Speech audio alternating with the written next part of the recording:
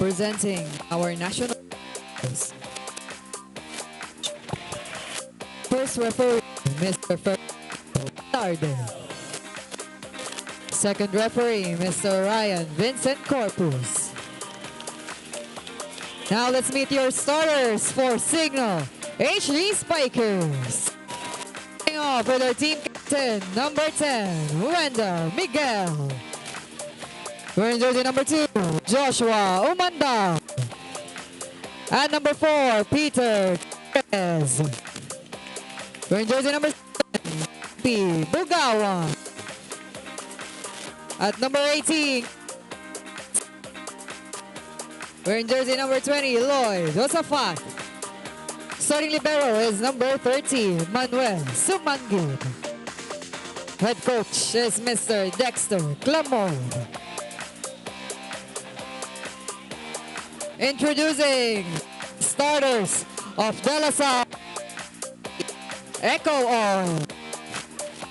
Number 1, JM Ronquillo. Jersey number 8, Johannes Poquita. At number 9, Noel Campton. Jersey number 13, Nathaniel Del Pilar. At number 15, Eric Layug. Number 17, Vince Maglinaw. Starting libero is number 6, Menard Guerrero. Head coach is Mr. Jose Roque. This is match number 62 of the quarterfinals round between Cignal HD Spikers and De La Salle University EcoOil. All right, Let the game begin. Starters for the Cignal HD Spikers, and as we mentioned at the top of the coverage, Panay, you'll never know who Coach X will field. And si Josafat doesn't usually start, but he will start today. That's right. And also for DLS EcoOil, you can see the starting lineup for their squad with Noel Campton, JM Ronquillo, Nat Del Pilar, Eric Paulo Layug, and Vince Maglina with their starting libero, Menard Guerrero. Exciting to see these up-and-comers. Actually, up-and-comers in terms of their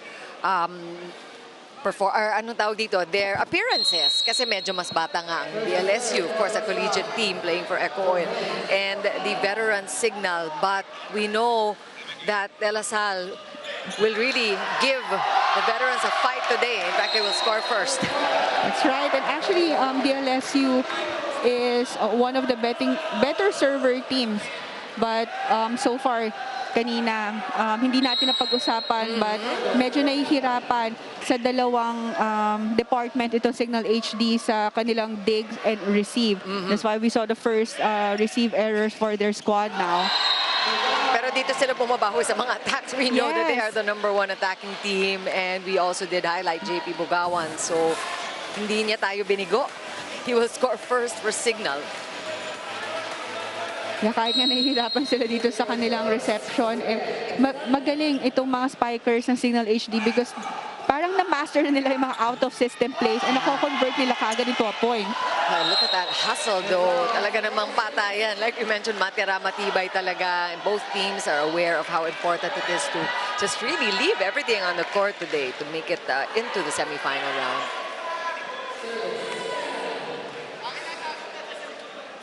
Expecting a lot of action, a lot of difficult saves dahil nga napaka-gagaling ng parehong koponan in terms of their offense here. Number 1 and number 2 in the spiking department. Cignal, of course, topping rankings in that skill. At sa blocking naman, nakita natin na ang palo din talaga ng De La Salle. Sa blocking naman, number 2 and number 3 itong dalawang koponan. Oo, magkadikit lang sila sa team rankings for this conference so far. And NU is the team that tops the blocking skills, the blocking department. So a lot of action we're going to see at the net. And let's see sinong mananaig in terms of the court defense. So far, it's been tit for tat. Palitan lang ng puntos dito. Parang so far, slow start for both squads. Really testing their opponents muna for the start of this first set.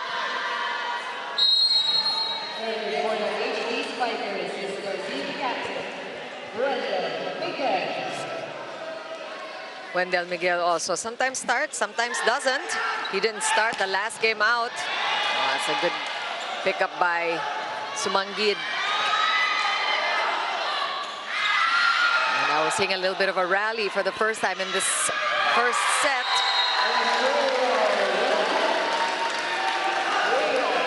Of course, that's JM Ronquillo, the opposite hitter for DLSU EcoOil. Take a look at that fast drop ball. Hindi na ready doon si Manuel Sumagi.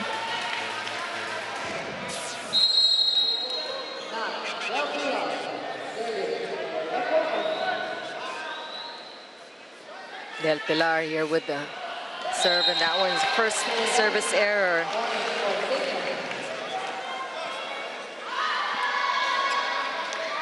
Del Pilar, the middle blocker for DLSU. I know he ranks quite high in the individual rankings. We will check. Basta nasa top 10 yan, alamin natin. Si Nathaniel Del Pilar is actually number 2 in the best blocker for this conference. And nakikita natin as we also take note of the crowd, the good crowd here at the Paco Arena on this Sunday volleyball day for quarterfinals. A lot of volleyball fans enjoying the action live. At nakita natin na nagliliparan ng bola dito, Paneng. Actually, a full house for this Sunday quarterfinals. And it's a double effort by Layug and Maglinaw coming together for a first block point. Offensive block there for the LSU.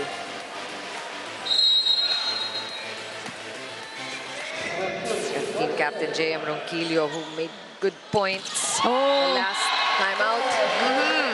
That's Peter Torres with a short running attack. Actually, that is one of his go-to spikes. Yeah. Yung mga ganyang short running or long running angles na yun.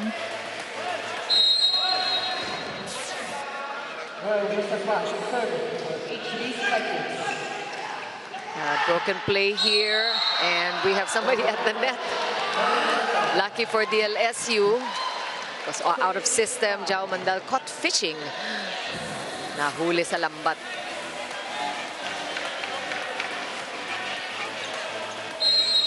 Cignal coming off of a difficult 5-set win against Adamson before this game.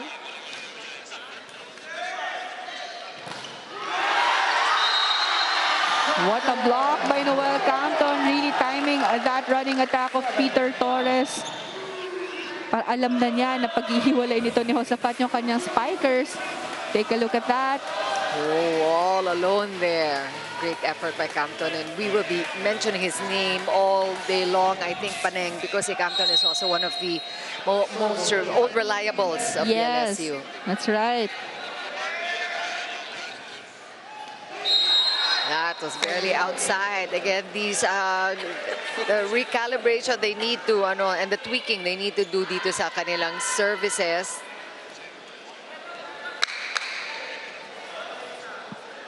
Jao Mandal, we've talked about this all conference long, how Cignal, already a formidable team, made that much stronger with the entry of Jao Mandal.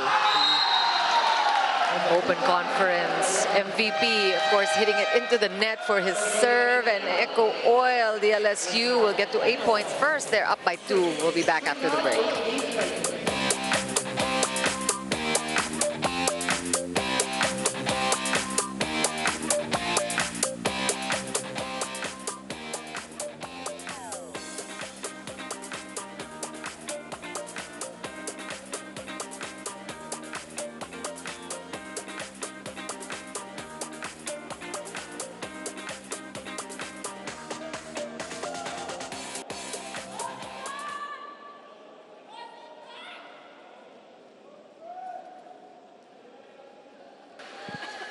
All right, you got Jao Umandal on your screens. We've been talking about Jao all conference long and how he has really been making a lot of connections Dahil kahit baguhan siya dito sa Cignal, nakita naman natin kung gaano siyang kabilis, naka-pick up ng kanilang sistema pa rin. That's right. And actually, he's been solid as an attacker. And he has, however, needed some time adjusting as a serve receiver and floor defender. So parang yun yung weakness na nakikita natin ngayon kay Jao Mandal. But as an open hitter, yan yung mga kailangan din na mag-step up yung mga players because they are the main receivers for their squad. Interesting point if you look at the standings, the best scorers in the league. We'll talk about that later because si Alexis Tinsay is on standby with a report on Jao. Chiki and Paneng, that is right. With 51 points in the overall preliminaries, it's Jao Mandal's first ever quarterfinals in the Spikers turf with Cignal and not against Cignal. Being able to play as a former foe and now as an ally to them means the world to him because he can maximize on what he thinks is going to be the best for the team, but at the same time learn how to improve through the mentorship of his kuyas. And for Jao, there was a lot of down moments during their loss in the PNBF Championship, but now is the time to bounce back and show who he is as a Cignal Spiker. Let's go back to set 1. Thanks so much for that, Ai. And you're right, they just came off that PNVF upset where they settled for a silver when everybody was expecting them to win overall, but they still had an overall good performance. As we were talking about Jao, that was a misreceive there. So we are seeing, as good as he is playing at the net, if there is a weak point in Jao's game, it is, yun na nga, nag-adjust pa siguro siya sa in that aspect, no, yung defensive patterns of Cignal. And his first ball also. That's why ito si Coach Dex Clamor na pa-early substitution for Jao Mandal, bringing in Mark Frederick Caliado, one of their open hitters for the Cignal HD Spikers. Of course, si Mark Caliado, another addition to the Cignal roster, making them that much stronger. And 4-hit violation, 4 hits against Cignal. So that's going to be another point for DLSU, who now has a 3-point lead early in this first set. Actually, this is a 4-point lead for DLSU EcoOil. That's right. So the DLSU is really forcing the receivers of Cignal HD to commit errors or spotty receptions. Kaya nahihirapan si Josafat i-activate ng kanyang mga attackers, and now an unforced error from their squad. Attack from Caliado sailed out. So you mentioned the unforced errors. Really, Cignal helping the campaign of De La Salle here, giving them a lot of free points. And we have our first challenge, ball in, ball out challenge. That ang bilis ng bola, napansin mo ba? Hindi ko napansin kung saan nagland yun, pero masyadong malayo sa long ball nitong DLSU court. But Caliado was actually the one who told the coaches na it was inside. So let's see what our challenge replay will show us. All of the challenges going to be crucial at this juncture of the tournament. As we know, this is a winner-take-all match here. Hanggang dito na lang yung hindi magwawagi. And on the other hand, the winner of this match will go on. And that looks like a ball nicking the line. That was a good challenge there. Yeah, successful challenge by the HD Spikers. That ball is inside. Sa bilis kasi ng dating nito mga bolang to. Napakahirap. Kailangan talaga mo to think, di ba? Slow-mo na yun eh. Ang bilis pa rin eh. So Cignal will get the ball back. Still trailing by 3. Cignal looking to get their system going, but Noel Captain will not give them that chance just yet.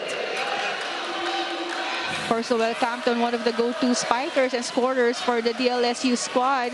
Take a look at that elevation and contact of the ball going above his blockers.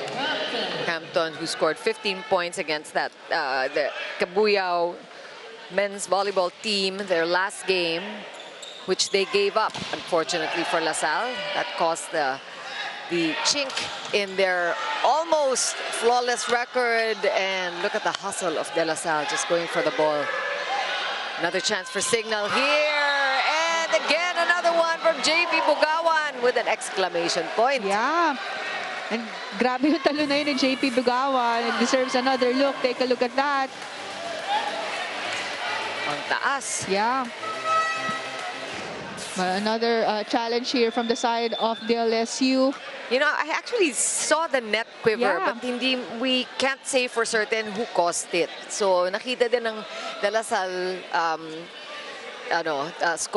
coaching team. Ewan ko, nakita mo ba yun, Paneng? Yeah, nakita ko gumalaw, pero I'm unsure if it was the ball. But now our first referee didn't allow that challenge kasi medyo na-late na sila mag-call. There's actually a timing to calling for challenges. I think you have an 8-second window to do that. And I think ang nangyari is DLSU reacted to the slow-mo that they saw, tsaka sila tumawag ng challenge, which was too late, said our referees. So another challenge here from the side of the HD Spikers. Yeah, they've already had one successful challenge, so far, they still have 2 to give up, to burn here in this first set. And Cignal is trailing. Oh, that is outside. Yan, malayo-layo. Yep, outside, definitely an unsuccessful one for Coach Dex and the rest of the HD Spikers. And again, as we mentioned, it was a win, but a difficult win for Cignal against Adamson in their most previous game, coming into the quarterfinals. So it wasn't easy for them actually to keep their record clean, but they do have a 5-0 slate. And that one is outside. Definitely out, and a no block touch there for Calado. He was he was actually way under the ball for that spike. And ngayon, Coach Dex, babalik si Jao Mandal. So Cignal, Paneng, looks like they are taking their time. Medyo late sila mag-start for this set. They're not that aggressive, and actually communication nila, medyo tahimik sila. So they're able to sneak in these points. They get the side out, pero hindi sila makatuloy-tuloy ng puntos. Oo. Palagi silang humahabol sa lamang nitong DLSU coming from side outs. But pagdating naman sa service area, dun pa sila nakakuha ng error. So far, Cignal already has 3 service errors. But it's been this guy, JP Bugawan, at the serve now, who is keeping Cignal afloat. Back row attack, short one from Campton. Now a setup, Umandal, di pa nagpapakitang lakas itong si Umandal. Palagay-lagay lang si Jao. Off the bench, nakakuha na ng 1 point itong si Jao Mandal. But whenever their squad needs a point, he is actually one of the reliable wingers for the HD Spikers.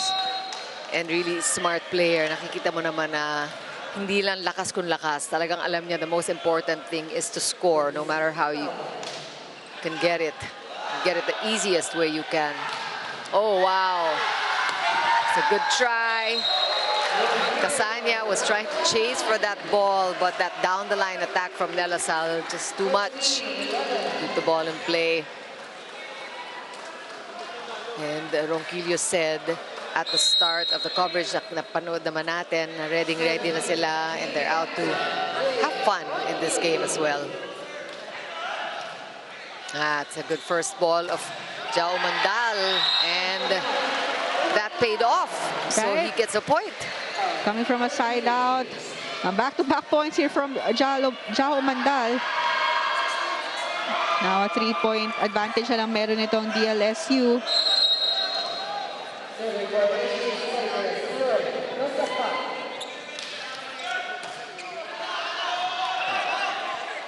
Maglinaw this time is Doug by Sumang.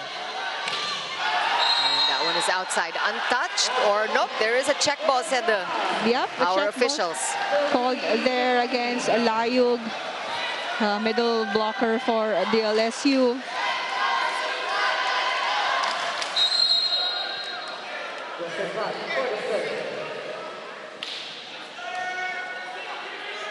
Good first ball. That's a nice play, but untouched. Yun yung sayang. Then makikita natin, was it touched? Because No, Cignal is already playing catch-up here because that was clean, labas yun, and we have a timeout. Vince, hindi yung nagdududa tayo. Alam naman natin kaya natin pumasok sa first attack eh. Vince, good pass.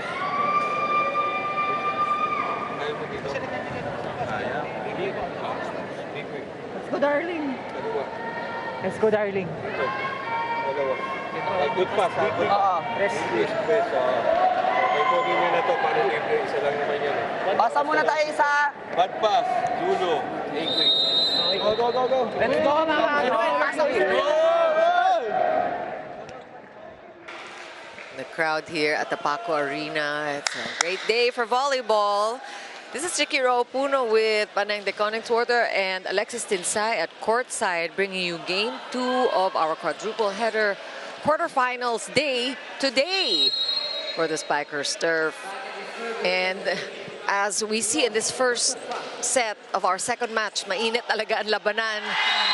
And Cignal taking their time to show their true colors, pero eto na sila. That's right, Marachada Karina. na. They're down by as much as 5 points, but now we're tied at 15. So Cignal is really focusing now on their serves, and the blockers, parang binabantay na nila yung mga attackers nila ngayon. Trying to also minimize the errors that they have committed in the first part of this set. Mandal trying to outsmart the defenders, but Mina will go. Blockers slowing things down, and nothing slow about that one, but a good pickup for Salle. And that was a lot of fun, that last rally there, Paneng. Long rally for this set, but that ended in a net touch violation called in the Cignal HD Spikers. So now DLSU is up by 1 point, and this is second technical timeout.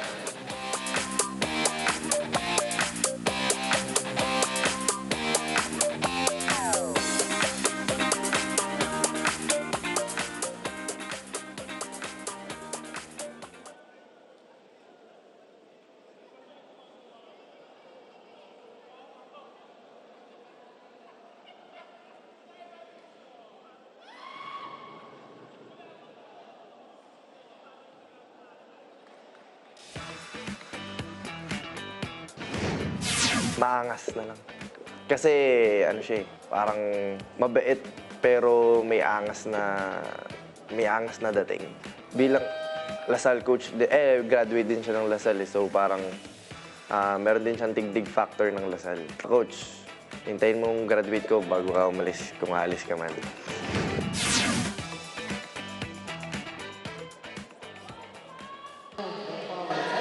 May angas daw. Paneng.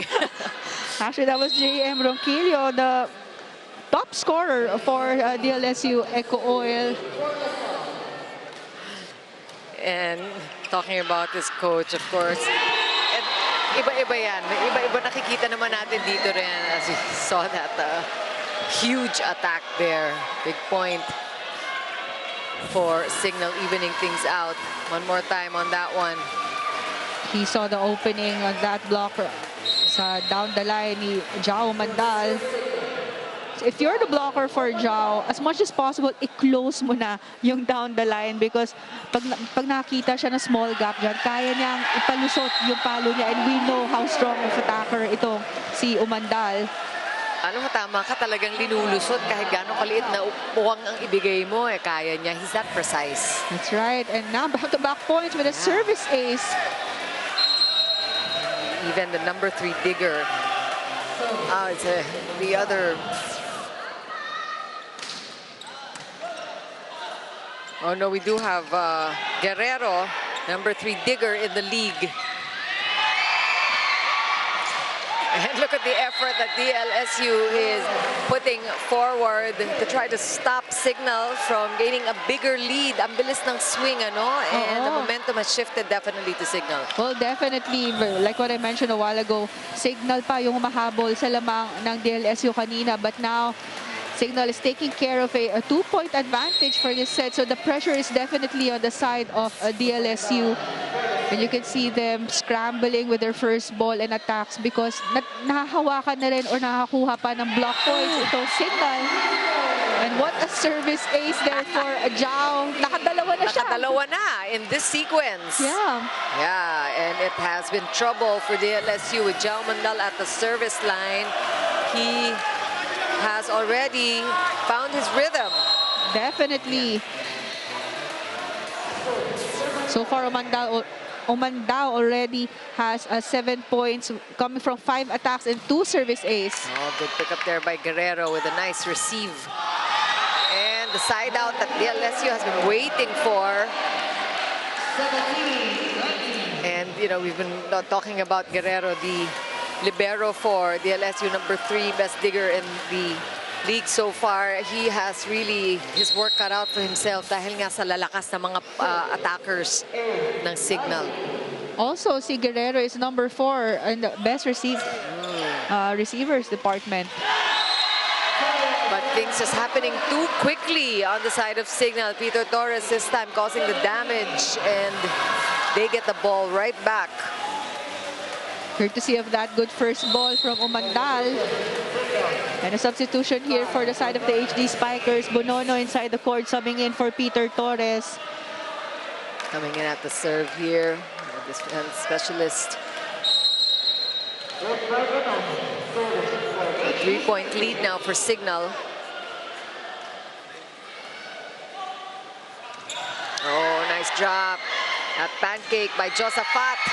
Ball kept alive. And that was into the net. That was, yeah. Not over. Wendell Miguel there with the attack error and the break for DLSU. It was the errors like that na marami nung umpisa, nung simula nitong first set na to, panay nabawasan na ng Cignal.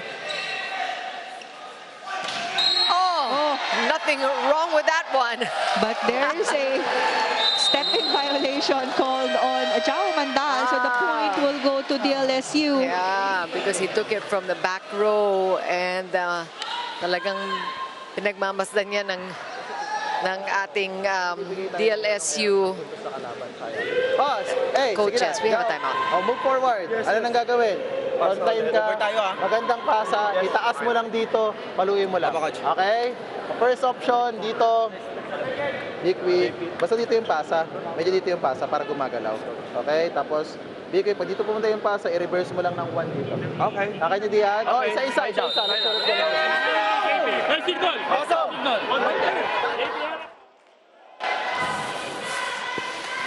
One more time on that last play, and you can see the violation there, the stepping violation. Sabi ko nga, talagang hawk eyes tong yung ating coaching team dito on the side of the LSU. And we heard Coach Dex there, we were able to eavesdrop on that last huddle, very tactical timeout, just calling plays, and they seem to know what to do to get the ball back. Let's see if Cignal is able to execute. Corner pocket empty. That's right. Bawi naman dito si Wendell Miguel with that open attack, targeting long ball of DLSU court. Let's take a look at that again. Coming up from a timeout, Coach Dex Clamor gave instructions in a set play for his team. And Campton just retaliating. What a sharp cross-court there by Noel Campton. Yung kanyang blocker, sinara yung down the line, but in strong angle na yan ni Noel Campton, the defense of Cignal should adjust. That is huge. And nakita mo yung pitik nung timing nung pitik niya. No? Saktong-sakto. Good first ball there from Sumang, but the LSU gets another chance to set up here. Back row attack. Oh, ball is still alive. Oh, still good. And we have this play is stopped here. Let's see what is going on.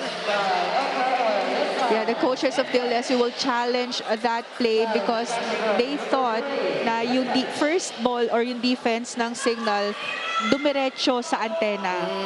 Yun yung na-save ni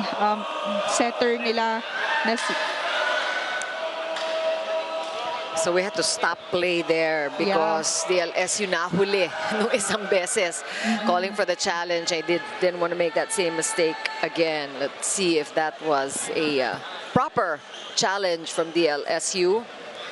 It's desperation time. We're getting close to the end of this first set, although they're only down by a point. EcoOil. Yeah, because we mentioned also this is a very important game. Whoever wins this game will move on to the semi-final round. And we have 4 games today. Natapos na yung una. The perpetual Quinto Tires will make their way into the semifinals. And after this game, we have the Cab Stars going up against Letran. And the late game is between Santa Elena NU and the PGJC Navy.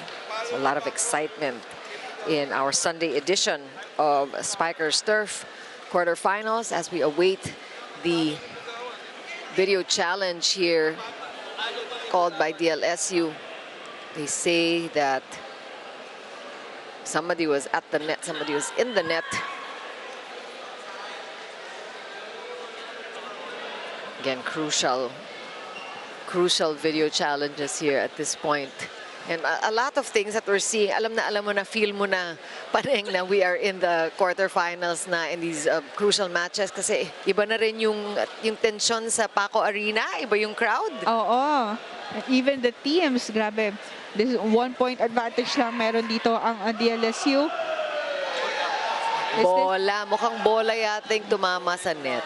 Yeah, I think it's the ball. Yeah, let's see if we can make that official. So there is no net touch after all.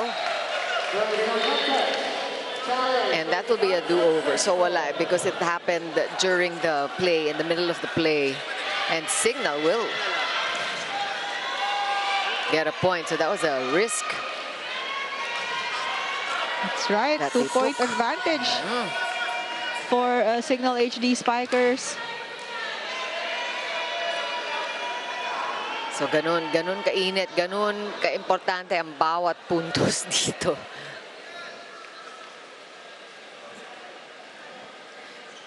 If you're looking back at the performance of Cignal so far in the first set, how they were performing early this first set compared to what they look like now, ano ba yung nag-iba? Well, definitely Cignal had a slow start for this first set, but habang tumatagal, parang mas lalo silang nag-iinit. Kanilang mga veteran smarts gumagana. They're able to eliminate also many of the unforced errors, although that one was an error on the dig there. Hindi na itaas ang bola mula sa likod, and DLSU will capitalize. Let's see if they can get another point here. This is Eugene Gloria subbing in for Nathaniel Del Pilar. Oh, perfect first pass. A good check there by Layug. And that was a good one. Maglinaw, they missed his services in the last game against Maglinaw, so it means a lot na nandito siya playing in this quarterfinal match. Vince Maglinaw, who had some time playing beach volleyball at the UAAP.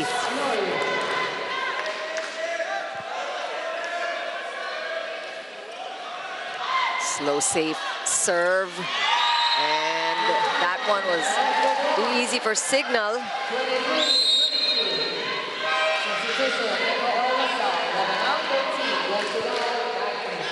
So it's still a 1-point lead, only a 1-point lead actually.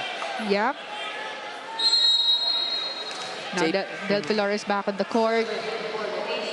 But JP Bugawan, one of the better servers for the HD Spikers. Good reception there by Guerrero. And that is off Jao Mandal's arm. So that's a good play. Yep, and a very smart one from JM Ronquillo. Hindi na niya pinilit paluin niya dahil ang ganda na ng timing ng blockers niya. But he used the arms of Jao Mandal, swiping that ball and scoring. Now we're tied at 23. Oh! Mahirap yung pagbibigyan mo ng open block si Jao Mandal.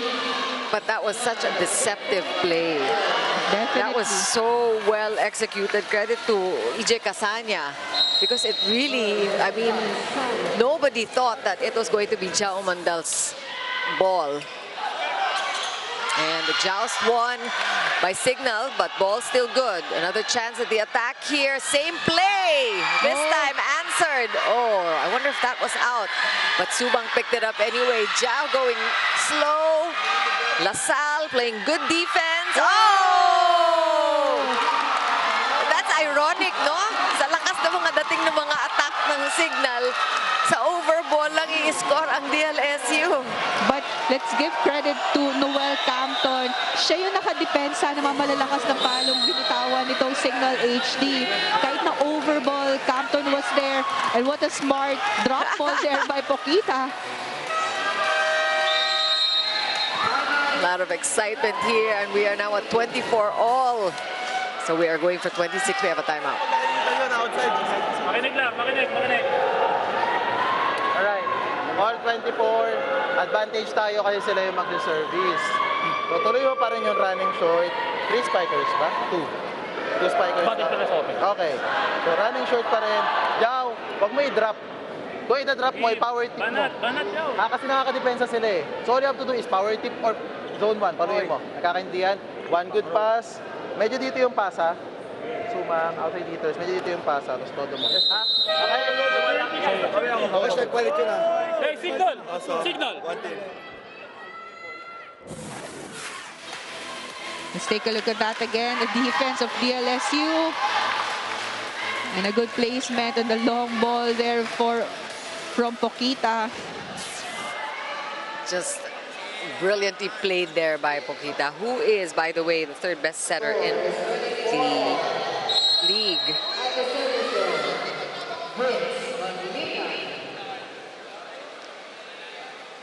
And we talked about Vince Maglina also, who has been a factor also in that drop ball that we see coming from Cignal. It's just actually, alam nila when to execute these plays that were drawn up by Coach Dex. Yeah, pero this is a strong front line for Cignal because Peter Torres and si Jao Umandal is in the front row. And we know EJ Casanya, as much as possible, paghihiwalayin niya yung dalawang spikers niya. And we know how strong Peter Torres' running attack is. This is for set point. Let's see if Cignal can hold them. Mandal able to stop that one. Miguel, another chance for DLSU. Will they stay alive? Campton is blocked solid by Torres. And you talked about his strength at the net, and Peter Torres will get Cignal their first set win via that offensive block. That's an extended first set that we saw. And nakita na ni Peter Torres, Noel Campton's strong angle is in the cross court. But talagang winave niya yung block niya na yun.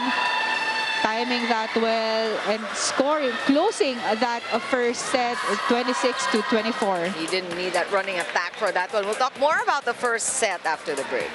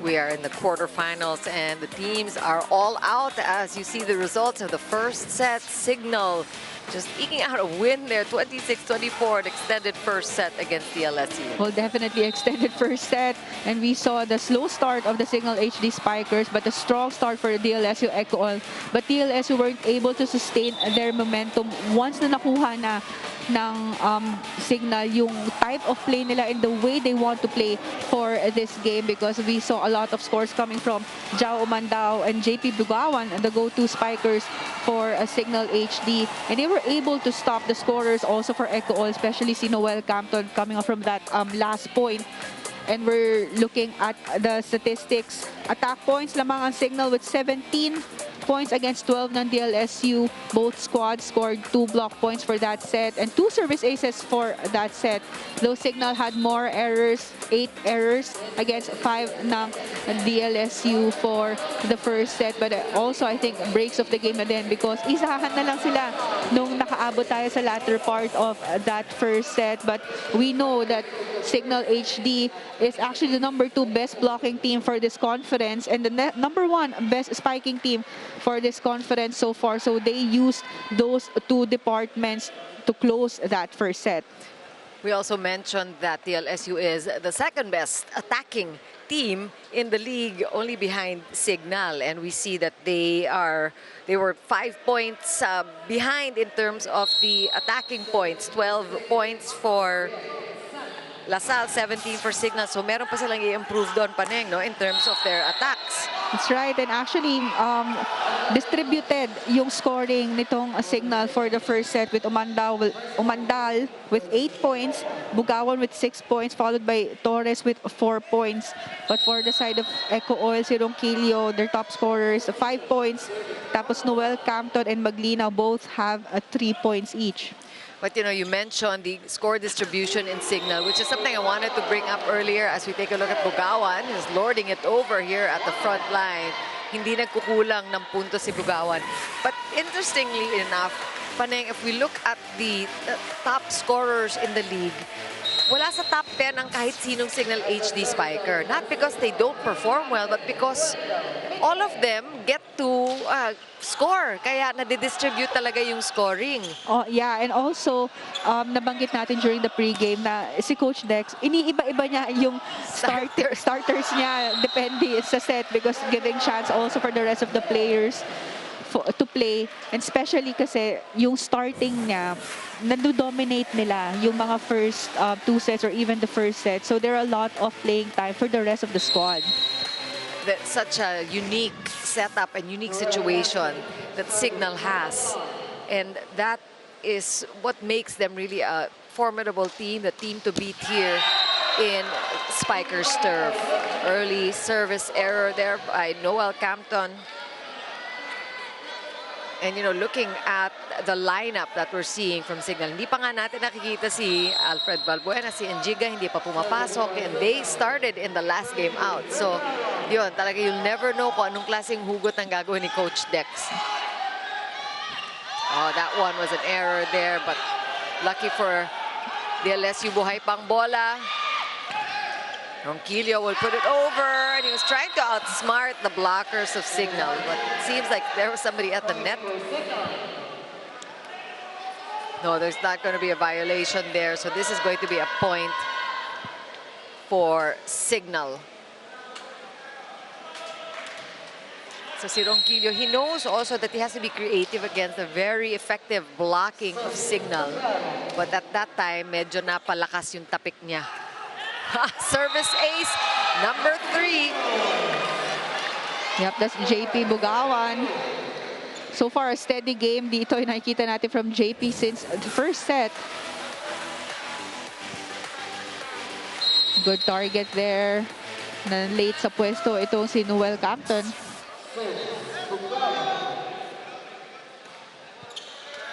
That's a better reception by Campton. And that combination attack worked well for DLSU, although na-challenge din naman ng blockers ng Cignal, but they were a little off position or too strong. Masyadong malakas yung palo ng Salle, talagang they were able to hit it off the block and score in that fashion. Umandal coming from the left pin this time. And this the angles on Umandal's attacks. Yeah, and actually, kumagat itong si Layog, the middle blocker of DLSU, sa running attack ni Peter Torres. Kaya naman naiwan yung open yung blocker niya doon for the cross court. Oh, quick attack, kept alive by Cignal. And Casanya will score. Oh, but that's Oh sailed no, it's out. outside. Yeah. But we will see a challenge here. Sinasabi ng ating first referee, labas yung bola. But early in this second set, we are seeing the challenge cards coming up already.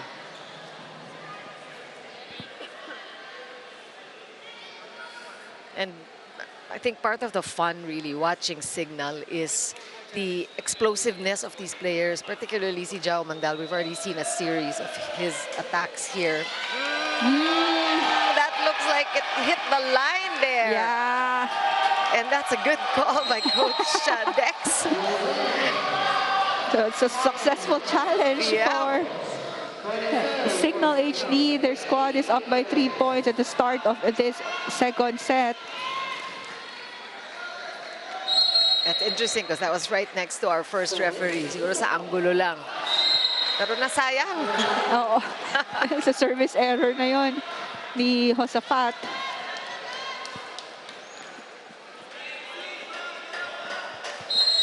Team captain Jem Ronquillo here at the serve. Really a lot on his shoulders. Sabi mo nga, si Ronquillo, si Campton, ito talaga mga inaasahan on the side of DLSU. Mandal, meantime, now hitting it off the block.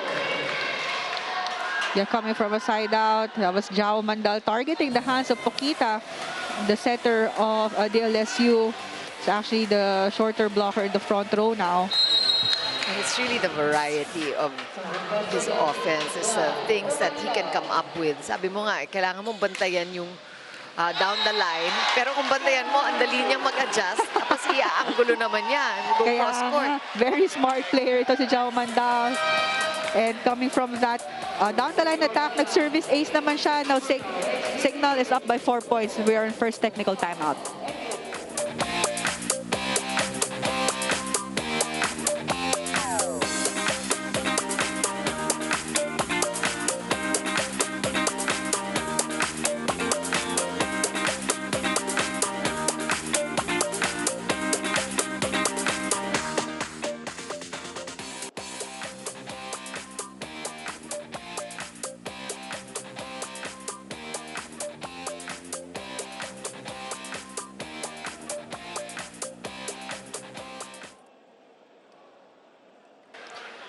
It's 8-4, Cignal with a 4-point lead. Let's take a moment to talk about one of the cogs of DLSU, the key cogs, Jean Poquita, their setter, number 3 in setting in the league. And he has been directing fire. He has also been getting fire from the other side, but really a tough job for this playmaker for DLSU. Well, definitely. And actually, no season 8, UAAP season 85, most of the time, nasa bench siya. But coming into this spiker serve, ang laki na nang in-improve niya. And really, he's trying to activate all of his spikers. Kaya naman, nagaganda din ang pinapakita ng spikers ng DLSU because of his setting. And we have more for you from Lexis Tinsay at courtside. Chiquin Paneng with 70 points in the preliminaries for team captain J.M. Ronquillo. Hindi natatapos ang disiplina sa loob ng court. What they're going to show today is their green-blooded commitment in giving their best game together with a healthy lifestyle outside training. Noel Campton, on the other hand, is pressured to give out his best, but at the same time feels blessed to be able to play against his dream team, Cignal. As they regroup for set number 2, Coach Arnold Lanyog reminded Jean Poquita that it's okay to have misread the pattern for the last set and still commended him for his thorough decision-making that almost got them through set 1. Laser eye focus ang kailangan ngayon para matarget ang donut holes sa Cignal. Don't forget to answer the Pilipinas live app poll. Back to set 2.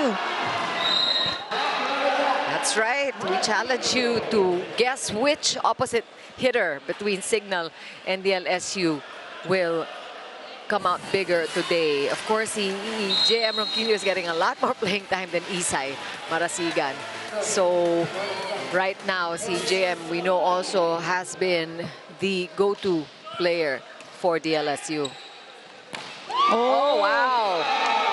Pero si Bugawan naman, on the other side, it has been Bugawan and Umandal like we predicted. Yeah, so far, that was a good first ball from Umandal. And take a look at that angle and the quick attack from JP Bugawan. Actually, ang hirap timingan sa block itong si Bugawan dahil ang taas niya tumalon for a middle attacker. He has impeccable timing and his skills. JP Bugawan, 6'1". It's not even the tallest player on the team, pero it's not just his height, but also his timing and his elevation and his smarts. So far, Bugawan already has 9 points for this game, coming from 7 attacks, 1 block, and 1 service ace. So Cignal leading early here in this first set, different from the way things went in the first set. We are at set number 2.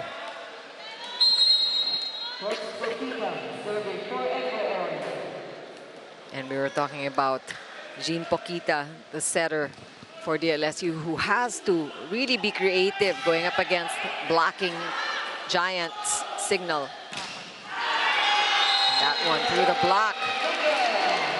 Wendell Miguel, team captain, scoring up the block there. It's a good change of set there from EJ Casanya. Na-block si JP Bugawan in the middle, but he has Josafat and Wendell Miguel in the front row as well. Floater serve, good reception by Salle, and the one-man block could not stay in the court. That was JM Ronquillo from the opposite. He already has 8 points, all coming from attacks for this game.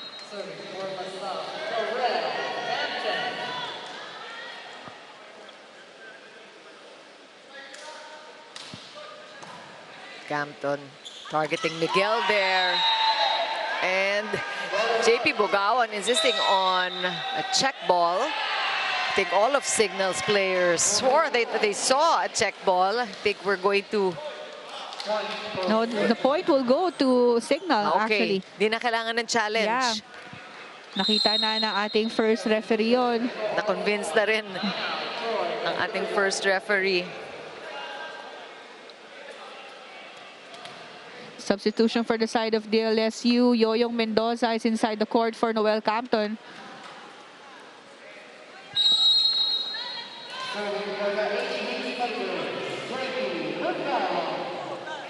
JP Bugawan also had a big game against Adamson. Oh!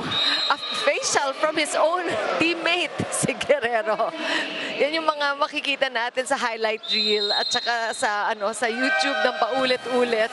Dahil kailan ka ba makakakuha ng facial galing sa katabi mo? Ayan. Medyo nagkailangan dun sa pwesto.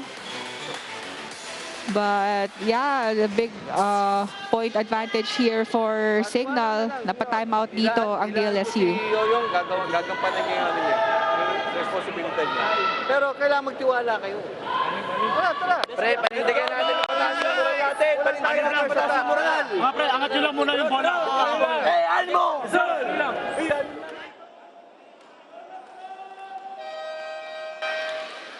I mean, we hope Nar Guerrero is okay because we see him still rubbing his eye. Medyo masakit din yun kasi katabing-katabi lang niya yung bola eh. Katabing-katabi lang niya yung teammate niya na nakatama sa kanya. Pero what a trooper. But this is a better time than any to talk about Guerrero and his outstanding performance in defense. So far, he is the in the top 5 for both digging and receiving in the league. Oh, wow. Wonderful cross-court. Nice angle there from Ronquillo. I was coming up from a timeout. A good set from Poquita, seeing James Ronquillo only with 1 blocker. Let's see if they can close the gap a little bit here. This is a 5-point advantage for Cignal. Quick attack. Nice try there by Salle, but no go, and that's going to be a point again for Cignal. Extending their lead to 6 now. And Valbuena coming in for the first time. Joel Asia as well is going to take the setter position, taking the helm here, letting Casanya rest for a little bit. Again, these substitutions na hindi mo nga masabing first string, second string setters tong si Casanya at si Asia because they're really interchangeable. That's right. And of course, Coach Dex would want to have a strong front line now. But way to target the setter na bagong dating, ngayon pa lang umiinit. That's a good choice for DLSU. But still, Cignal has a 5-point advantage for this second set. A better first ball. Valbuena will get his first touch. Oh, Somebody at the net. yeah, that was Peter Torres. Inamin na niya agad dahil siya, medyo nanggigil siya sa blocking because of that overball.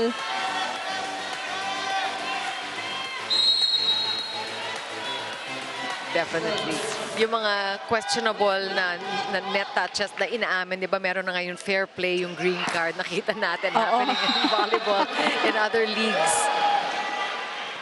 And meantime, Miguel again taking us to our second technical timeout. Cignal up by 5.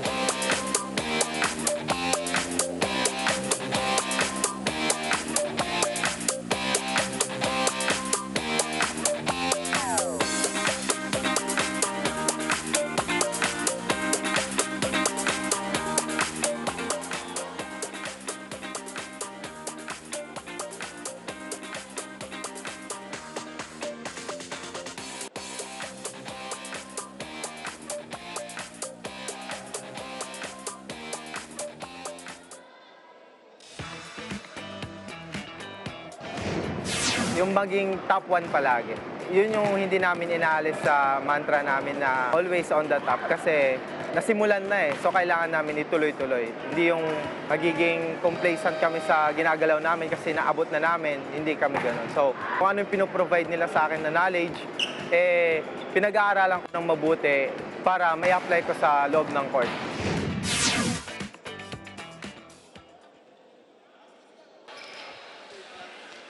JP Bugawan should be already in double digits by now. Last time we checked, he had 9, but he's got 11, just like Jao Mandal, who has also been the go-to guy for Cignal.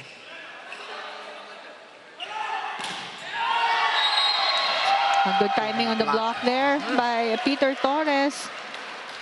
And Alfred Valbuena, let's take a look at that again. Sarado. Nowhere but down for that ball to go. And Cignal now just widening the gap here. Jao already with 3 aces. Good pickup there by Salle. And that one is into the net. And itong mahihirap na mga serve na ganyan and the difficult receptions, forcing errors on the side of DLSU. But that was actually a good pickup from Yoyong Mendoza. Ng kanyang first ball na yon, but a mistimed attack from JM Ronquillo. Oh, that one a little closer to the net, but ball's kept alive. And that'll be a point for DLSU. So there's great timing there by Poquita, just tipping the ball over.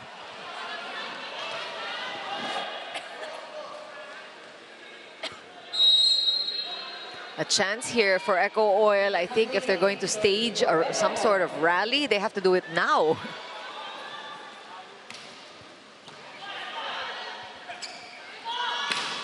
Oh, that that's one's outside. Yep, definitely outside. No block touch. So si Valbuena, as we know, seeing action for the first time in this second set. It's only his second setup, second time on the attack.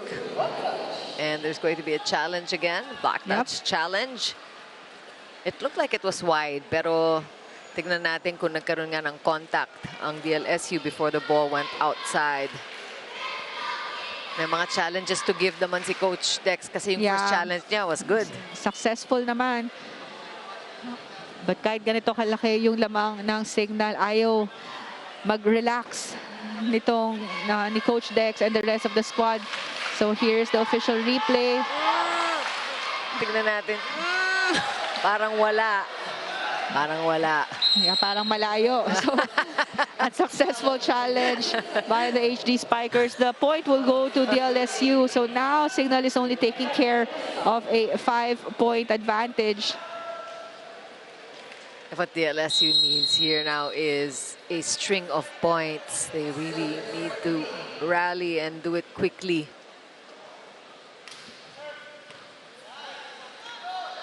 Asia looking for Miguel on the other side there. Going cross court and deep. Good option. Good decision for Miguel there. Ang layo ng pinanggalingan ng set na yon ni Asia. Kaya na-late na naman ang middle blocker ng DLSU because he thought that Asia will set it sa kanyang opposite hitter. Good first ball by Guerrero. Looks like he's okay na. What a block by JP Bugawan. And JP Bugawan has been relentless. Whether on the attack, mga patong plays niya, or itong mga solo block niya. Just another day in the office for JP Bugawan. And now Cignal with a 7-point advantage. Peter Torres going for that jump serve. Outside. And that's a break for DLSU. So far, JP Bugawan already has 12 points for this game.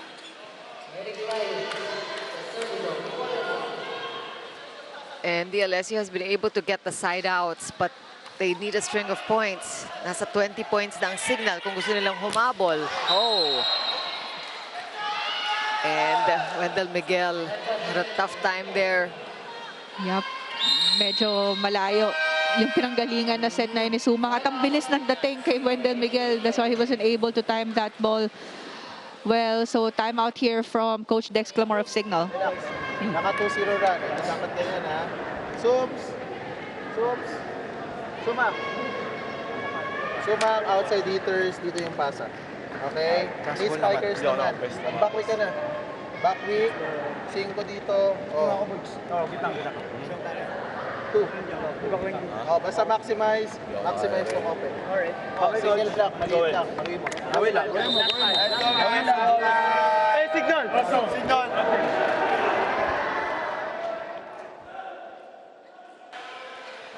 Really interesting listening in on that last huddle, how the libero, si Sumanggid, is part of the play. Ganun siya ka-trusted ni Coach Dex, di ba? Kung saan niya ipapasa yung bola. Parang, never mind na napakahirap ng mga dumadating na mga serve sa kanya.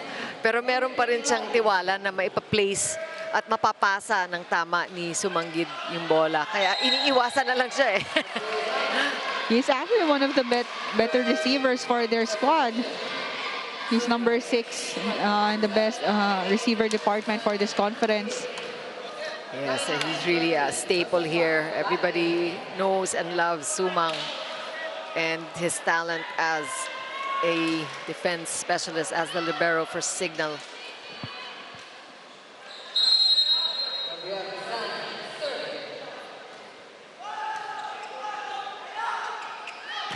Oh, well executed there. Good combination and a quick setup. Parang yun ang kailangan gawin yata ng DLSU, yung mabibilis, ano, para hindi mahabol ng blockers. Right, pero nakapwesto naman yung blockers ng Cignal. Hindi lang tumalon or tumuloy. Itong si Wendell Miguel, hindi niya napansin na there was a combination play. But yeah, they need more of that to confuse the blockers of Cignal. That one got away. Even from Guerrero could not keep that in play. And now it's Miguel joining the fray. Nanggagaling na rin kay Wendell Miguel ang mga puntos of late.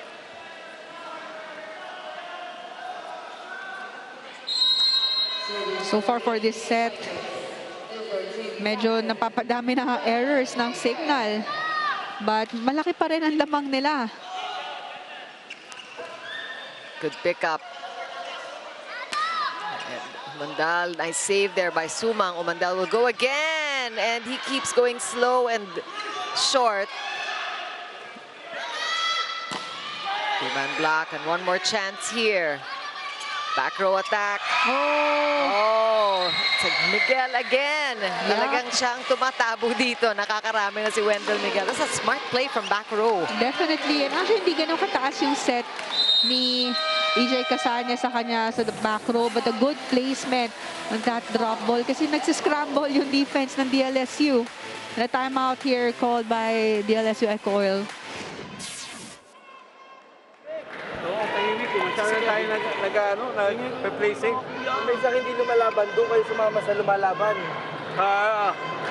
Ito na lang, tatlo yan, di ba? Kumiksik ka na dito. Yung play talaga natin, iwan. Vince. Ito na yung target natin. Ha? Tara. Simple. Ang ganun bro. Go! Tara. Isang pasa. Ano mo? Salle! Go! Well, this is a last-ditch effort for the LSU to save themselves here in the second set. Yeah, but Cignal only needs 2 points na lang to close this set. So Cignal needs to focus on their first ball. They're very different complexion from the first set. No? Na Cignal naman yung naghahabol doon. Back set, Ronquillo, dug by Sumang. Back row attack, Miguel. This is an over ball, another chance for Cignal. Casanya looking for Jao! Monster attack there, huge. What a kill.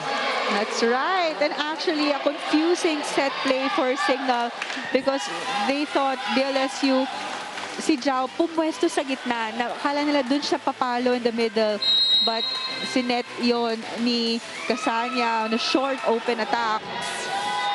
And they love it when a play comes together literally. A break here for the LSU. They get the side out and the point, but still Cignal very comfortable here with multiple set points in the second frame. But that last one by Jao Mandal was just picture perfect.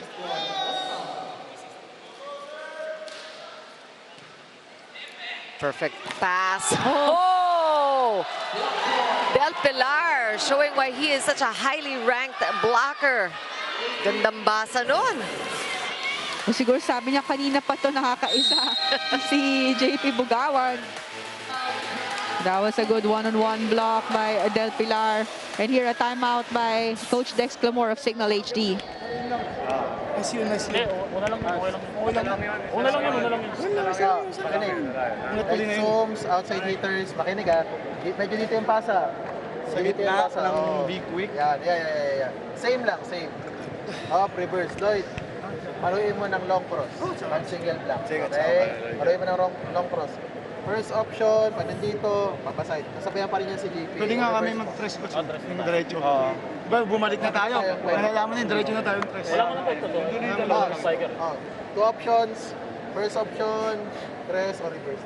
Okay, we'll do our best lang ako. We'll do our best sa pasa. Hey, Cignal!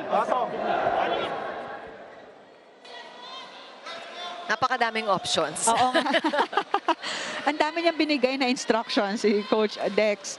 But they only need 1 point to close this set. They don't want to give another chance to the DLSU EcoOil squad like what happened during the first set. I think yun naman talagang headline pagdating sa Cignal. Ang dami nilang option talaga. There's just so much they can do, so many people to turn to in the offense. And Joseph Fat, who has been quiet, will score the winning point for this second set for Cignal. An easier time for HD in set number 2. One more time in that last play. A reverse will do it for Cignal in the second frame. And when we come back, we'll talk more about how these two teams fared after the break.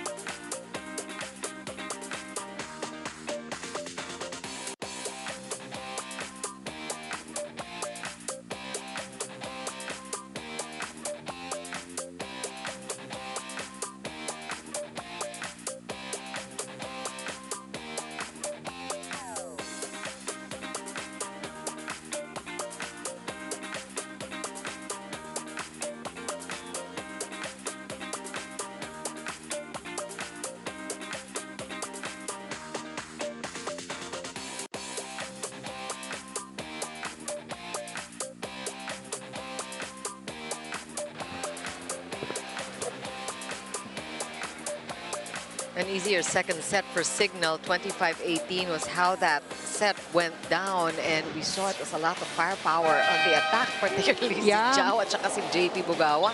Well, definitely a lot of firepower coming from Cignal HD Spikers, because most of their key players are really contributing in the scoring department, led by Umandal, Bugawan, Torres, and Miguel. But on the side of DLS, yun naman, parang napatahimik nila yung mga kanilang mga scorers dahil si Noel Campton sinob out ng kanilang mga coaches, and then bringing in Yoyong Mendoza.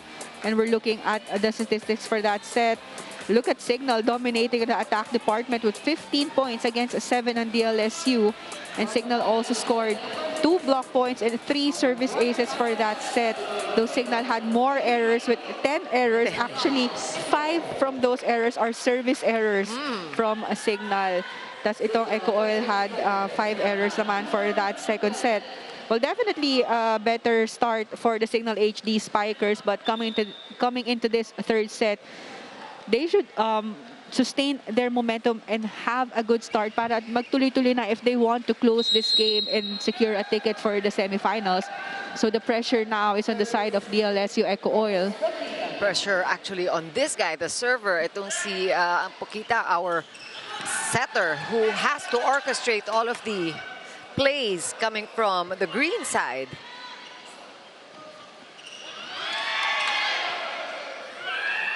First point hotly contested here in this third set. A must-win set for Salle, but they couldn't contain that one. A huge attack from back row there. Parang kahit naka-headphones tayo, naririnig mo kung gaano kalakas yung palo ni Jao Umandal. I'm sure kayo sa inyong mga tahanan, naririnig nyo rin yan. It's the 2nd of December. We are officially in deep into Christmas season, and we're watching the red and green team. Ngayon ko na napansin. Christmas colors pala to. It's a great matchup. A very exciting match we're seeing so far. And that one is off the hands of Josaphat and Bugawan. Even if it's a 2-set-to-nothing lead already by Cignal, nakikita natin yung tapang at tabangis din ng Salle. And nakakasabay naman sila sa mga set plays nitong Cignal. And also, if you look at the team statistics for this conference, hindi rin sila nagkakalayo sa standings. Eto na, rumaratsyada na rin on the serve, a service ace coming from Mendoza of DLSU. And we cannot underscore really how DLSU has to exploit their strengths more, which is also in attacks, because they are the second best attacking team in the league. Si JM Ronquillo ranks higher even than Jao Mandal as the 7th best spiker. So they just have to remember their strengths and what they're about, and to make sure that they harness these strengths. Kasi the last set, nakita natin with the stats, no? They only had 7 points on the attack. And talagang tumahimik sila for that second set. Ang ganda nung start nila no first set. Even we had that extended first set, pero biglang bumaba yung level of play nila nung second set. But what about that miscommunication on the side of Cignal? Free ball na sana yun, but no one really got that ball.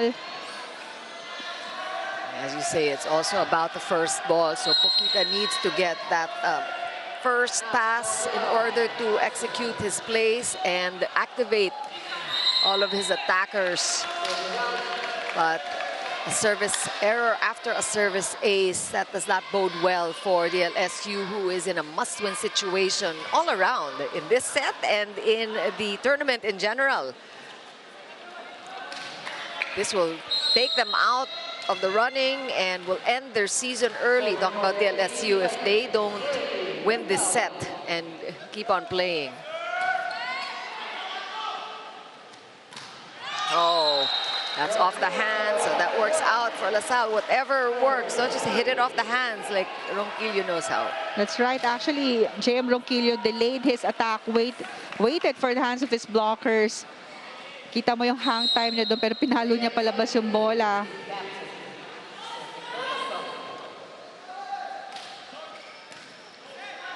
Good first ball from Jao Mandal, setting up that kill for Torres. So far, Ronquillo is the leading scorer for DLSU with 11 points. But here, one of the go-to spikers and scorers of Cignal, itong si Peter Torres with that short running attack. na hindi pa napipigilan ng DLSU since the first set. Actually, it was Noel Compton who caught 1 point in one-on-one block na with Peter. But that's it. Wala pang nakakasunod. Yeah, you're talking about that running attack. That's classic Peter Torres. Even if you know that he has it, you know he's going to do it. Parang ang hirap pa rin mahuli eh.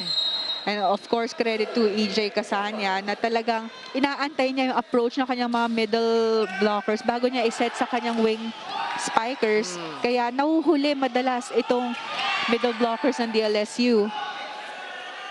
Maglina will send the ball over. Couple of attempts there for DLSU, but the points will come off the block. And Vince Maglina, who's definitely not the tallest of players, only at 5'8.5". But he was able to time that attack of EJ Casania well. Actually, nahirapan sa pwesto doon si EJ dahil medyo tight sa net and he's in the front row.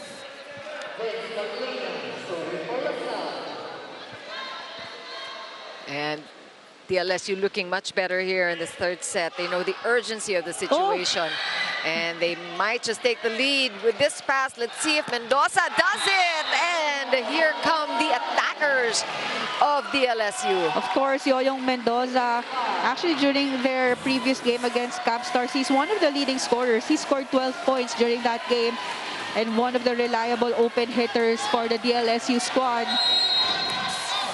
Ito na yung inaantay ng mga fans ng DLSU. We talked about their strength in their attacks, and I think they remembered what they're about and have been much more aggressive in this third set. Cignal, however, is playing their game, and they have evened things out here early in set number 3. Right, bumawi naman doon si Jao Mandal coming off a miscommunication dun sa set play nila. Now he is in the service area, already has 14 points for this game, but that one sailed out. So as it goes, probably just as many errors as he does have aces. Ganun talaga yung risk ng mga jump serves ni Jao Mandal. As much as possible, lalaksan niya talaga yung serve niya to force misreceive or even a service ace sa kanilang opponent. Oh, tit for tat in terms of the service errors, but that is a disadvantage more for DLSU, who is in a desperate situation here in set number 3. They need to win this one.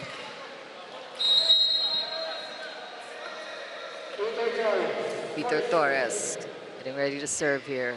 Oh, that's a high. He likes his tosses high. Back row attack. Good choice there by Popita. Dinavary niya na talaga yung kanyang mga plays. So we have EcoOil, DLSU at 8 points first in this first technical timeout.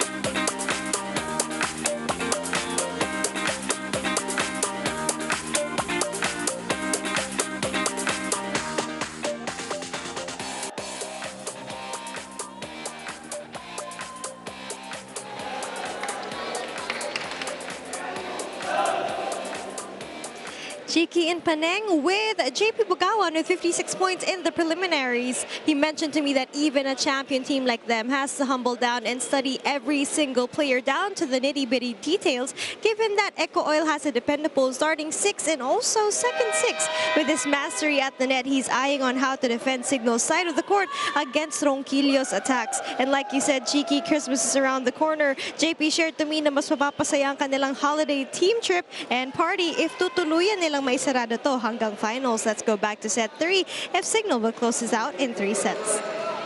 Na-curious tuloy ako, paano ba mag-celebrate ang Cignal? Ano kaya yung kanilang Christmas celebration? Excited na sila.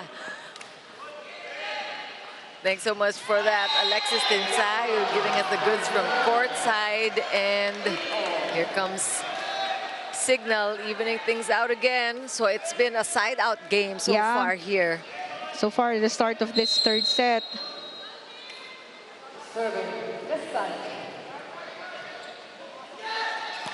Oh, great stuff we're seeing from Cignal, but that's good defense. Smart play there by Wendell Miguel. Really targeting the hands of his blockers. Hindi ganun kataas yung reach niya when it comes to open attack, but waited for the arms ng kanyang mga blockers and swiping that ball outside the court. It's a good first ball. Let's see if DLSU delivers. We're seeing a lot more aggression from Ronquillo and company. So far, itong mga leading scorers for DLSU, sila JM Ronquillo, Maglinaw, and even si Yoyong Mendoza. So this is exactly what they need to do at this point, but it may not be enough kung side out lang sila. As much as possible, makakuha sila ng string of points. Magsunod-sunod yung lamang nila. Oh, that effort! Yan naman ang hindi sila nagkukulang talaga. Talagang magpapakamatay sila sa bola. Yeah, all out. All out. We're seeing from the younger DLSU squad, by the way. You know, kung tumagal ito, if this lasts and goes the distance, it is going to be an advantage for the younger players, I think, who probably have a little bit more stamina. Just a little bit, because nakita na natin na kondisyon naman talaga itong Cignal. Although we also know from Coach Dex that Cignal was able to rest earlier. They were able to finish off the elimination round. Mas maaga silang natapos nung kanilang 5 games. So they had a chance to rest. Although they did also come out of the PNVF tournament. So it's a combination of more playing time, more time to be able to gel, particularly with the new players, si Jao tsaka si Mark.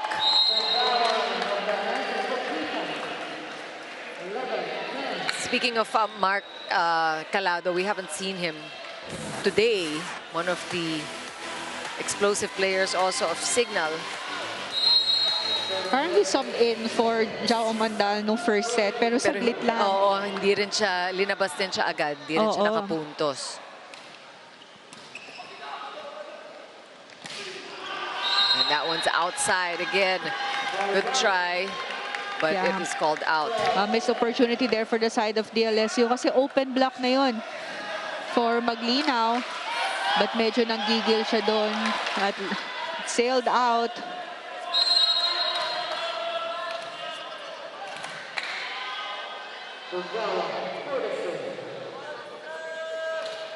Oh, wow. What a time for a service error for JP Bugawan.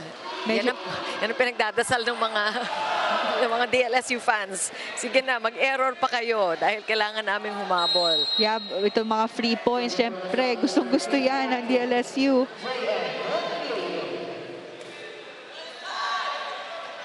Combination attack, just so pretty.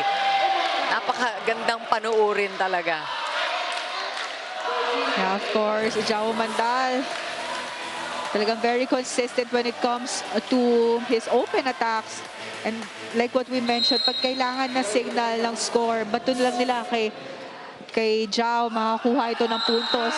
But that back-to-back service error from a Cignal won't help their squad dahil isahan lang yung lamang natin for this third set.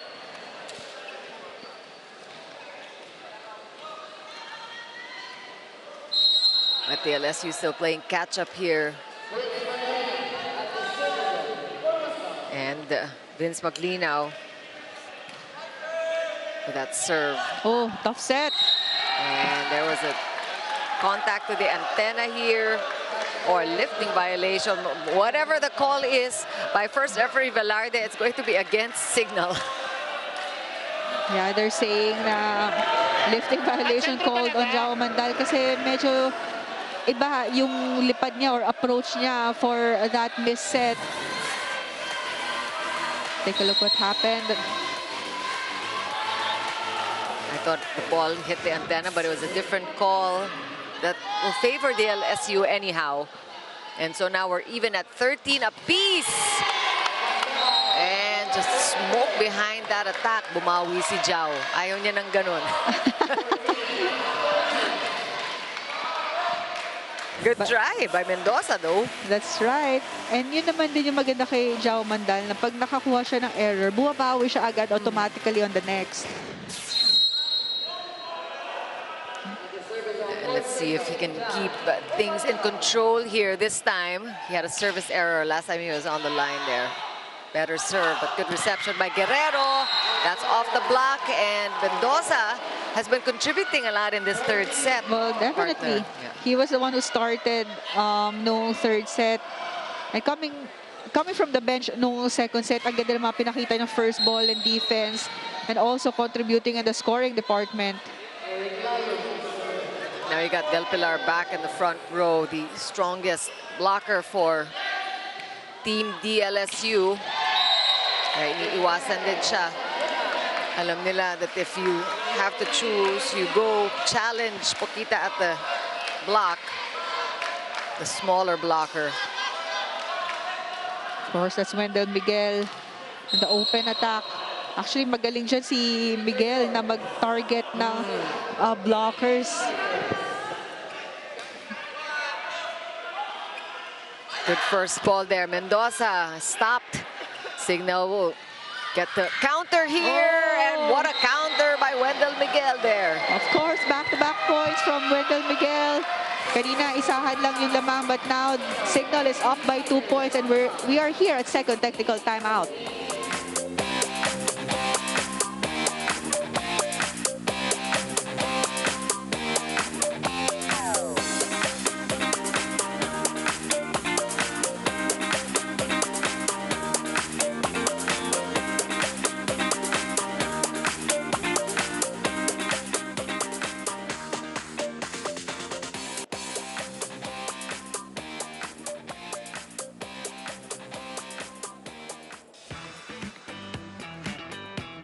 Okay sila, yung chemistry, yung gel sa paglalaro, as a team, hindi as individual. Kumbaga nakahanap ako ng comfort zone ko ulit eh. Ito yung signal talaga na tumulong sa akin. Dodoblein ko yung sikap na makuha yung championship ngayon ng Cignal. Kunin namin yung back-to-back.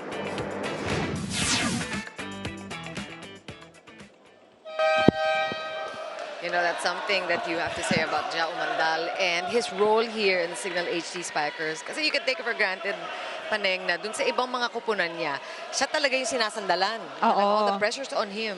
But this time, he sees that he is one of a team talaga. Pinasalamatan niya yung buong kupunan and the confidence that they gave to him. Definitely a collective effort for the whole Cignal HD squad. And you know, we're happy for Jao kasi iba yung nagiging role niya and he is relishing it. Is there contact? DLSU is insisting. Yeah, but umamin na ang Cignal HD na may contact. Ayun ba? Green card for fair play. Wala tayong ganun doon officially, but this is something that the volleyball world is encouraging, no? Yeah. And rewarding also. Sa ibang mga liga, meron pang papremyo yan eh. They have a cash incentive for the fair play award, ganon. Whoever has most green card, diba? May incentive sila. But because of that block touch ng previous play, tapos kill here by JM Ronquillo, we're tied at 16 points. Exactly where DLSU wants to be. And this is their chance to take the lead. They need this third set to keep on playing for the semifinals, maybe the finals. Chance here for LaSalle. Mendoza stopped. Casanya pushing it out. Miguel. Nakabara kasi yung pader. But a good effort again from the DLSU squad. And a smart attack there by Wendell Miguel. And sa totoo lang, tignan mo yung slow-mo. Kung wala yung pader doon, aabot si Guerrero Yeah, for sure. Yeah, again, Cignal is taking care of this 1-point lead. And we're hearing early celebration already from the Cignal fans. Let's see if Team Cignal can keep it up or if DLSU will get in the way of that celebration. Not ready to pack things up just yet. That's right. Smart attack there by JM Ronquillo. Hindi na na-control ni Sumang yung defense niya na yun. And we had a yellow card. We're seeing flashed by first referee Fernando Velarde. Targeted at Sumanggid. Although wala namang bearing talaga. Yellow cards, it's just a warning really. And will not disrupt play, will not cause any points. And that one is outside, or no, it's called inside by the Lions judge. Yep, it's inside. So, balik sa Cignal itong 1-point advantage. A very close third set that we're seeing right now. Since the start, isahan lang. Tama ka doon. And really for DLSU, we've always known that they had it in them na makipagsabayan with Cignal. And sana from the get-go, ganito sila maglaro, that they wouldn't be in a desperate situation like they are in now. But that attack of JM Ronquillo, na-target niya yung antenna. It hit the antenna. So, 2-point advantage naman uli. Meron dito ang Cignal na mabilis na wala sa kanila kanina coming up from the second technical timeout. But now, Jao Umandal is in the front row. Two of the leading scorers actually from Cignal is in the front row with Jao Umandal and JP Bugawan. Good check. And binanggit mo yung dalawang malakas pero kay Josaphat napunta yung bola. And I think that's what Cignal does. You're expecting either Jao or JP to get the ball, but we're going to make you guess again. And Cignal up now by 3. We have a timeout. Baban! Ito lang yan, idol. Baban. Ito lang, idol. Focus ka lang, boy.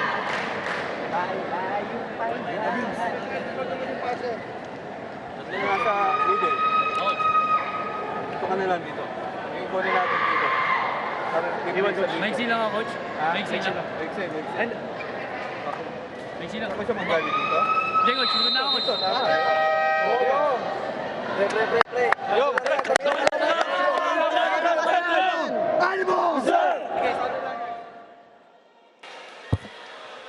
Cignal coming from a 20-game winning streak. They have not lost a single game here in the Spikers turf. It's only FEU that was able to get to the quarterfinals without a loss, although they already gave up their chances with Perpetual winning that quarterfinal match against FEU. And this is DLSU fighting for their lives here. They need to win this third set and keep playing. But Cignal defense has amped up. And Umandal has been so consistent. Yep. Actually, Jao had a slow first set na sub-out pa nga siya. But nung binalik siya ni Coach Dex, doon na nagtuloy-tuloy umarangkada itong si Jao Umandal. And now with that strong open attack, giving a 4-point advantage for the Cignal HD Spikers. Parang nafe-feel na ngayon ng Cignal na they will be able to close this set. Yeah, this is the biggest lead that they've enjoyed in this third set. It had been nip and tuck up to this point. And an unfortunate violation. Unforced error from their setter, Pokita. Medyo nagtagal sa kamay niya yung bola when he went to set that ball. Napakahirap din ng first ball sa kanya. And si Ref Velarde has been very strict on the boys. That was just not a good time for an error like that. And it's one error after another. And that's what happens when you are under pressure. Yeah. That one was much too strong. But there's going to be a block touch challenge. Yeah, I think the point went to DLSU because a referee said there was a block touch. But Coach Dex still has 2 challenge actually for this set, so why not use his first one? So it was actually already a point given to De La Salle, which is something that the break that they need really, if they're able to get the ball back and the chance to serve. Looking at the road to the quarterfinals for DLSU, they also had a flawless record until their last match against the Cab Stars. And let's see what gives here. Oh, no block. No block touch, so successful challenge by Coach Dex and the Cignal HD Spikers. The point will go to their squad, and a 6-point advantage they have here for the third set. That was a great challenge there by Coach Dex.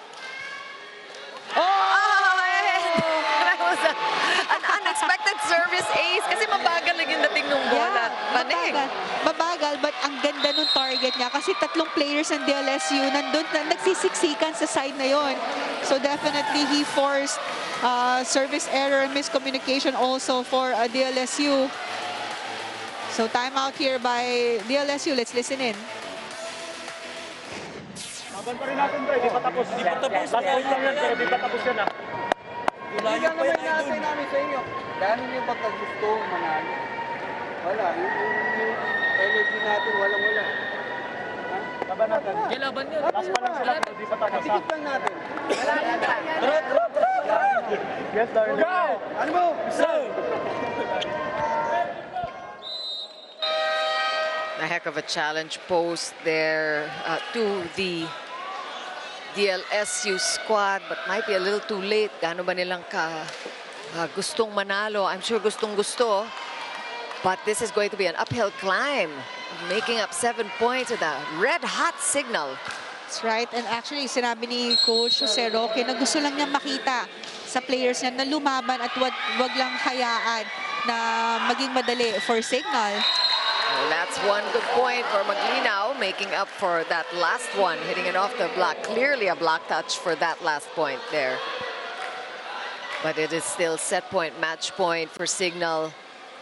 And it'll take a lot of grit from DLSU to be able to hold out and keep playing here. Casanya, who will he go to? Combination attack is red by the LaSalle boys. A triple block there on the combination play on Jao Mandal.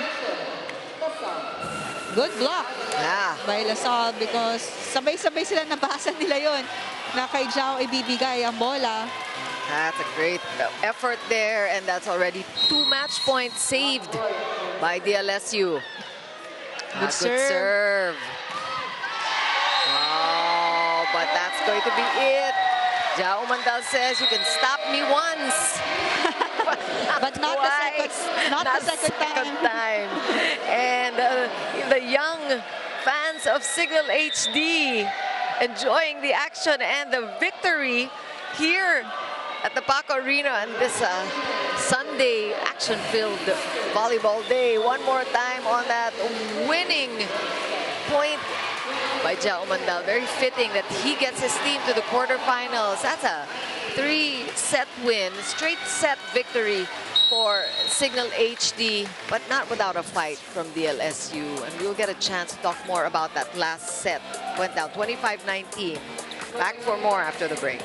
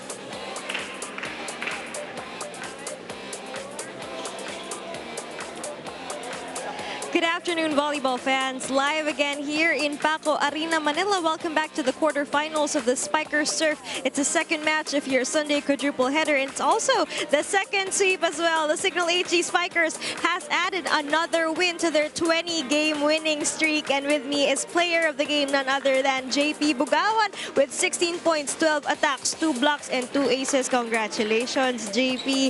And JP, how did Cignal change the momentum? Napasa inyo yung momentum from the latter half of set 1 until matapos yung game? Well, yung complacency kasi nasasabi ng coaches na wag mag-relax sa lahat ng ginagawa namin. Lahat all out kasi do or die game. So, kailangan i-give yung very, very best.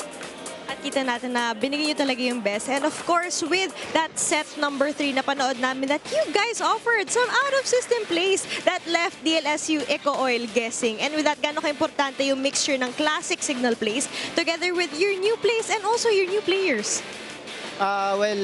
Pinaghandaan talaga. Kumbaga, detail by detail lahat ng ginagalaw namin from viewing, training, and all up to the game. So yun, na-apply naman namin lahat. Nakita nga talaga yung 100% preparation ng Cignal HD Spikers. With that, may gusto ka bang batiin, JP? Binabati ko nga pala yung family ko sa Pangasinan, Cavite, my mom sa New Jersey and sa Canada, and also my girlfriend na laging sumusuport, and especially sa Cignal Management and Sir Ogie. And with that, congratulations again, JP, and to the rest of the Cignal HD Spikers. We have the Kabuyao Capstars going against the Saints and Lares Letran for our third match of this Sunday quadruple header. Thanks so much, Alexis Tinsay, and congratulations to JP Bugawan as we take a look at the highlights here of set number 3. Nakakatuwa din to know and to be reminded na these wins for Cignal, they just don't come that easy. Pinagtatrabahuhan talaga nila. And this is their 21st game winning streak for the Cignal HD Spikers. Of course, JP Bugawan, our best player of the game. And actually, nasa score sheet, no, yung kanyang mga scores, pero hindi natin nakikita masyado yung effort niya na makakuha ng blockers, kaya naiiwan yung mga wing spikers niya na single block dahil nalilate yung mga middle attackers ng kanilang kalaban. And we're looking at the statistics for that set. Cignal with 16 points, 16 attack points, no block points for that set, but 1 service ace, and Cignal was able to minimize their errors compared to second set. Second set, they had 10 errors, but this time they only had 4 errors compared to 8 errors nitong EcoOil. But actually, a good game also for DLS EcoOil dahil nakasabay sila nung first and second set, but yun nga lang, they fell short, giving that quarterfinals game via straight sets to Cignal HD. So it is goodbye for DLSU here at the Spikers Turf. Meantime, Cignal continues their campaign and they are definitely looking at a repeat. The current champions are looking to challenge the visiting Japanese team in the Invitationals pagkadating ng semifinals. And you saw the next games on your screens there, Capstars versus Letran at 3 coming up. And our last game, Santa Elena Nationals versus PGJC Navy. Thanks for joining us for this game. This has been Chikiro Opuno with Panang de Conix Water and Alexis Tinsay. Stay tuned for more volleyball action in the quarterfinal round of the Spikers Turf.